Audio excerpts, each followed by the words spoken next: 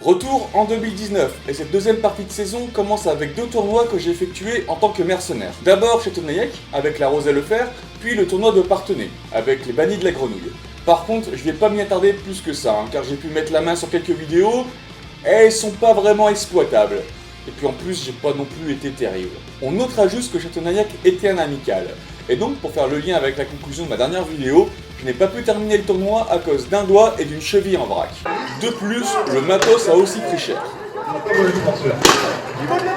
La ciel est carrément pliée sous mes yeux, j'ai pu voir le coup était particulièrement violent. On arrive donc aux Andelys pour le tournoi Richard Cœur de Lion, qui démarre avec la Lance Limousine. Et si vous voulez mon avis, le nom du tournoi est un peu pompeux, car au vu des conditions, il y en a un autre qui lui irait tout aussi bien. Pure en ice. C'est donc sur une putain de patinoire que l'on va combattre, et le premier à chuter, c'est Pierre, avant qu'Igor ne se fasse détruire la hanche, puis finalement chute après une double chute dans le fond. Toujours dans le fond, j'arrive à me débarrasser de mon gars, et nous voilà à 3 contre 2. J'essaye de me mouvoir, mais déjà quand en normal, j'arrive pas à mettre un pied devant l'autre, là, en armure et dans la boue, c'est coton. J'essaye tout de même des trucs, mais finalement une balayette a raison de moi. Sur la deuxième ronde, on peut voir que les appuis sont déjà mieux maîtrisés, certains s'en vont même faire les malins en milieu de lisse. Fabien, lui, couche son gars sur une glissade et va en coucher un autre sans autre forme de procès qu'un plaquage des moins subtils. Pour la troisième, je retrouve mon copain du début. Donc je le prends pareil. Ah, je joue la sécurité, hein, un pied mal placé et on glisse. Alors je laisse Dame Gravité faire le travail et une fois qu'il est mûr, zou. Reste plus qu'à finir le machin et on a le premier match. On passe ensuite à Martel du Guesclin. Avec l'aide d'Adrien, je couche facilement un premier combattant. Un du Guesclin s'échappe de Fabien et cherche dans le coin, faisant tomber le combattant en bout de chaîne, ce qui permet d'illustrer les théories de conversation de la quantité de mouvement et d'énergie. Un troisième chute d'un coup de savate bien senti, il ne reste plus qu'à coucher le dernier. Deuxième ronde et Fabien couche rapidement son adversaire. Malheureusement, il est mis au sol derrière car le bouclier aurait touché. Une habitude tenace.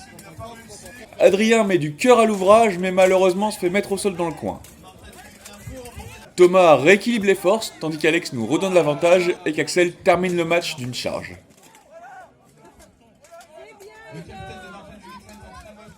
On passe maintenant au dernier combat de la poule, avec les monégasques de...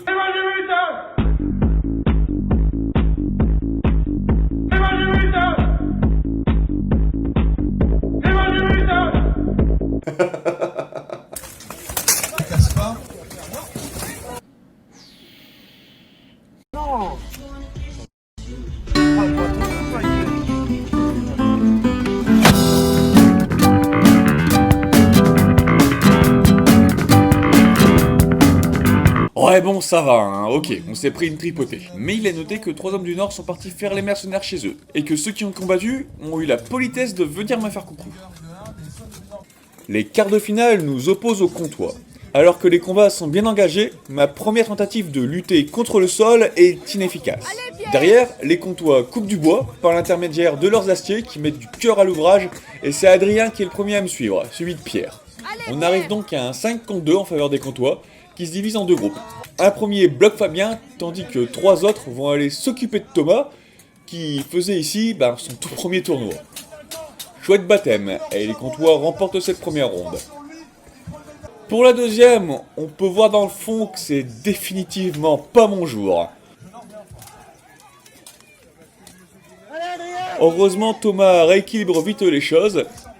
Après quelques hésitations compréhensibles sur ce type de terrain, Alexandre arrive à prendre l'avantage sur son adversaire, en se servant des corps au sol puis de son poids, mais le gaillard résiste avant de lâcher. Ce qui permet à Alex d'aller débroussailler dans un coin, et c'est ensuite Pierre qui met au sol le dernier.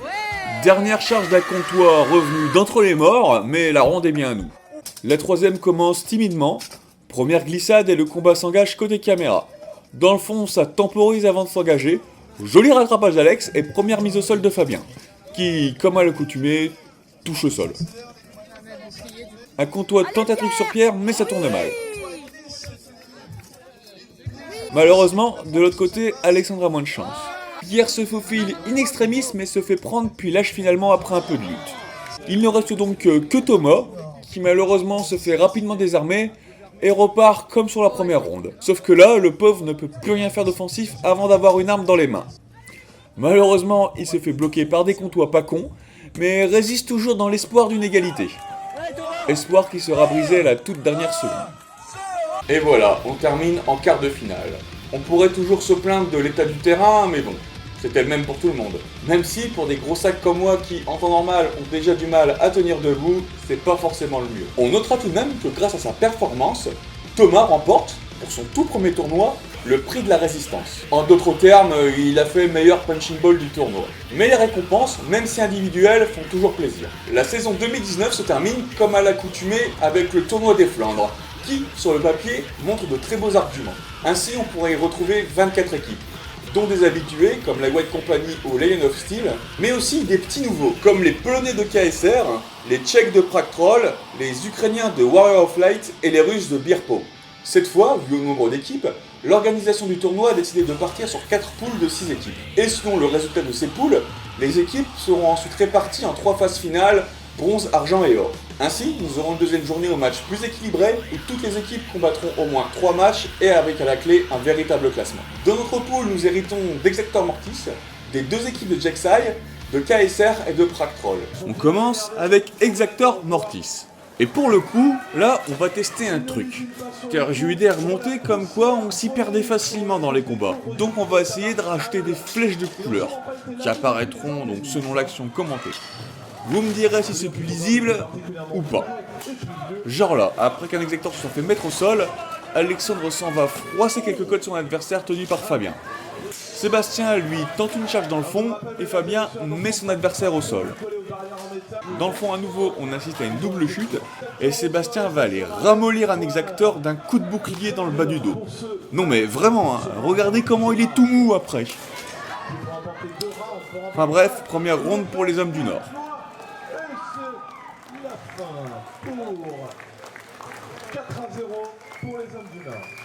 Sur la deuxième, on peut noter l'apparition d'un nouveau Thomas qui fait ses premiers pas en lice, soldé par une double chute, avant que notre deuxième Thomas ne laisse glisser un Exactor. On se retrouve donc à 2 sur le même gars, mais ce dernier arrive à se faufiler pour aller charger de l'autre côté. Du coup, on change de côté et je commence à l'asticoter à nouveau, je lui saisis le casque et pop, décapsulage. Bon, là, faudrait quand même réfléchir à commencer à s'équiper en conséquence. Bon, ok, ce genre de truc, ça m'est déjà arrivé. Mais il y a 3 ans, il serait temps de penser à rendre la sangle de nuque obligatoire. Parce que bon, c'est comme quand on n'est pas foutu de porter un masque correctement, hein. Il est nécessaire de temps en temps d'avoir un rappel à l'ordre. Enfin bon, résultat, victoire homme du Nord. Presque les mêmes couleurs, mais carrément pas la même limonade. On passe au Tchèque de Prague Troll, avec un Adrien volubile qui tient à montrer qu'on est là pour gagner. De même pour Alexandre, avant que Pierre ne se fasse broyer les côtes lors d'une tentative de récupération d'armes. Adrien arrive à la rescousse pendant que Fabien chute et qu'Alexandre s'en mange 3 sur le coin du nez. Front kick, et c'est Sébastien qui mange, le Tchèque profitant qu'Adrien soit parti en coucher un autre. Pierre tombe et la ronde est à Prague Troll. On est reparti pour la deuxième, avec encore un très bon travail du duo Adrien-Alex. Alors que j'essaye de faire un truc dans mon coin, c'est Thomas qui se fait débranler de l'autre côté. Mon adversaire s'échappe et je me prends une grosse charge d'enculé. J'essaye d'agripper l'astier, mais il arrive à sécher Thomas, que son coéquipier m'envoie dans les jambes. Adrien sauve à nouveau l'honneur avant de se faire prendre en suicide. La victoire va donc au Tchèque. Le combat suivant nous oppose à l'équipe 2 de Jexai, qu'on appellera Jexouille, c'est plus rapide. Le combat commence réellement avec une première charge d'Alexandre, suivie d'Adrien, qui va aller placer quelques patates pendant qu'Alexandre couche son gars. Double mise au sol avec une belle prise de Fabien et nous remportons la première ronde.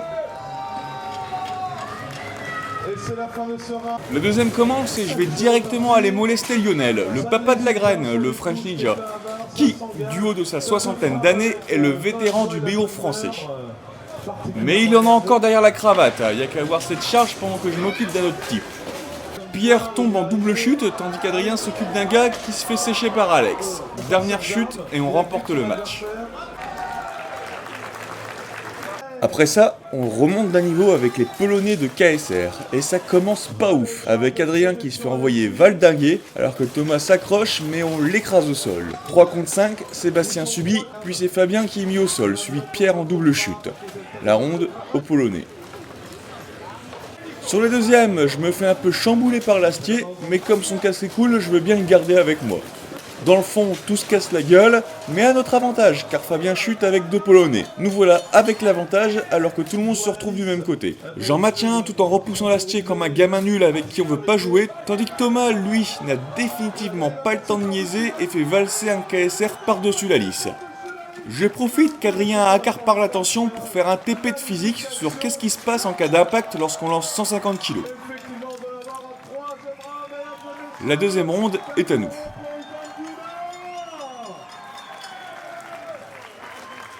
Tout va donc se jouer sur la troisième, qui commence avec une percée de Sébastien, mais surtout une très belle prise de la part d'un Polonais, suivi d'un bon coup parfaitement passé sur ma caboche. On repart donc en 5 contre 3, qui n'empêche pas Sébastien de faire des acrobaties. Malheureusement, le surnom des Polonais aura raison de lui, et alors que l'on aperçoit pourquoi les Wolf-Ribs sont à la mode, Adrien chute, et c'est KSR qui remporte le combat.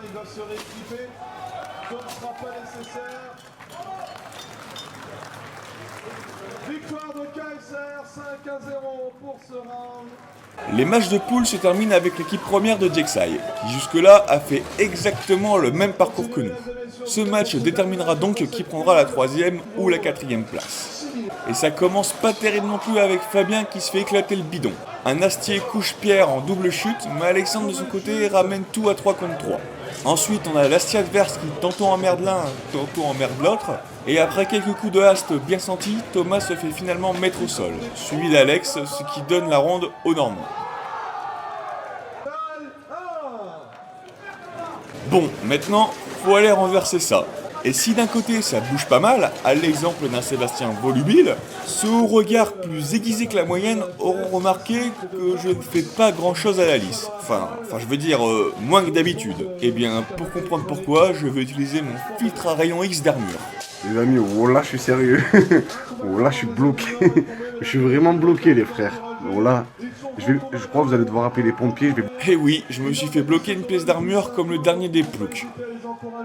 Et ceux qui connaissent celle-ci savent qu'essayer de me barrer d'un coup sec, c'est pas non plus le meilleur mouvement à tester. Heureusement, j'arrive à me dégager grâce à l'opération du Saint-Esprit, et je commence à taquiner un gars. Malheureusement, je ne sens pas le deuxième, qui me couche en fourbe. Ce qui d'ailleurs rend Adrien un poil chafouin. La fatigue se fait sentir et Sébastien ramasse, accroupi dans son coin. Il arrive tout de même à se relever, mais la supériorité numérique fait son œuvre. On termine donc la journée par une défaite contre une équipe que jusque-là ne nous avait jamais battue, et où je me suis retrouvé avec une pièce d'armure coincée comme le dernier des connards. Alors, est-ce que j'ai le seum? Moi je pense que la question elle est vite répondue. Bon, après, que l'on finisse 3e ou 4e, fondamentalement ça change pas grand chose, hein, car on est dans tous les cas renversé en poule argent. Sauf que du coup, en tant que 4e, on rencontre les 3e de la poule A, c'est-à-dire Martel. Mais ces derniers ont fait forfait suite à leurs nombreuses blessures de la veille. Faut dire, les gaillards avaient fait la dynamo la semaine précédente. On passe directement aux Comtois, qui sont bien chauds après avoir battu Carcassonne. Mais c'est nous qui prenons l'avantage grâce à Sébastien. Puis Adrien double la mise de la même façon. 3 contre 5, il ne reste plus qu'à gérer, et c'est ce que l'on fait avec Alex et Fabien qui en couchent un, puis c'est à nouveau Alex qui couche le dernier avec sa fameuse marche arrière. Sur la deuxième ronde, les combats sont répartis sur 2 groupes, et, profitant que l'attention de l'Astier comtois soit rivée sur mes beaux yeux, Sébastien nous redonne encore une fois l'avantage. Alors que je me promène à Comtois tente la même combine, mais heureusement mes sens d'araignée me permettent de gérer le danger. A partir de là, c'est un long combat qui s'opère, le niveau étant très égal. Alors on tente des trucs, pas toujours efficaces. On lutte, on s'échange nos types, et on se fatigue comme des cons, et c'est finalement Adrien qui plie. Tel le renard, je profite de l'ouverture pour coucher son bourreau. Malheureusement, Alex plie aussi, et nous voilà à 3 contre 3. J'essaie d'en plier un autre, mais je suis un peu embêté par les cadavres. Non mais, ils sont vraiment enquiquinants. J'enjambe le machin, je chope le gars et j'essaie de le plier. Vainement, car le mec finit tout de même par s'échapper. Tu la vois la fatigue là? Alors que le temps passe, chacun s'entête dans des 2 contre 1 inefficaces, j'essaie de libérer Sébastien, mais le Comtois s'accroche. Les rondes étant maintenant limitées à 5 minutes, on approche de la fin du temps réglementaire. Il reste 5 secondes, et je subis la prise de la dernière chance, mais je tiens. Match nul sur cette ronde. On passe à la troisième, où tout le monde est rincé. Les Comtois tentent la première charge, mais Thomas reste debout. Autour d'Adrien de charger, puis d'Alexandre, mais tout le monde reste debout. De l'autre côté, Pierre se livre à un numéro de contorsionniste avec son Comtois, qui tient, mais finit par plier et on prend donc l'avantage. Un autre Comtois vient le défier, mais le déroulement ne sera pas aussi heureux. Alors qu'il reste 2 minutes dans le match, Adrien tente une charge, mais le Comtois tient le choc. On reste donc à 4 contre 4, jusqu'à ce qu'un Comtois ne redonne l'avantage à son équipe en faisant chuter Fabien. Ils en profitent et c'est Thomas qui en fait les frais, mais il résiste sous les coups de hache, tandis que les secondes s'écoulent lentement. Et c'est finalement la fin du temps réglementaire, alors qu'Alex couche son adversaire, mais une seconde trop tard. Nous remportons tout de même le match au point, notre victoire en première ronde est entraînée. Combat difficile, mais bien géré. Nous voilà donc en finale de cette poule argent contre Grimaldi Militas. L'équipe monégasque, toujours renforcée de Vincent et de quelques Russes, qui commence par coucher Fabien. D'ailleurs, comment on reconnaît un Russe? Hormis qu'il tape fort, ils continuent de combattre alors qu'ils savent à peine mettre un pied devant l'autre. Pierre finit par tomber en double chute, puis c'est à Adrien de se faire durement tabasser par un Nikita très douloureux.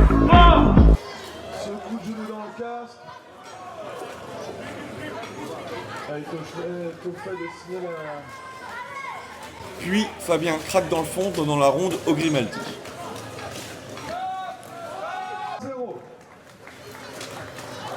Sur la deuxième, pour pas changer, je me retrouve rapidement en mauvaise posture. Heureusement, Adrien égalise simultanément en mode je l'esquive. Nouvelle double chute malencontreuse pour un Grimaldi et nous voilà à 3 contre 3.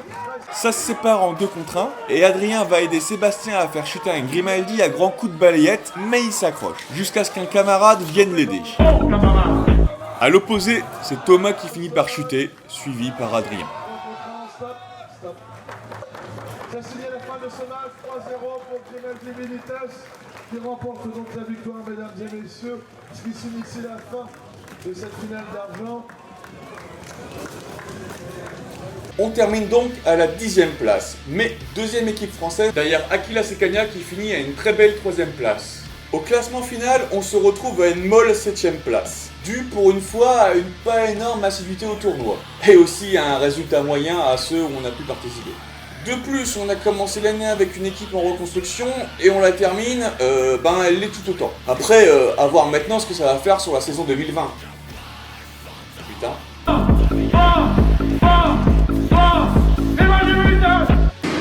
J'arrête, car je suis folle. Je suis réellement folle en fait.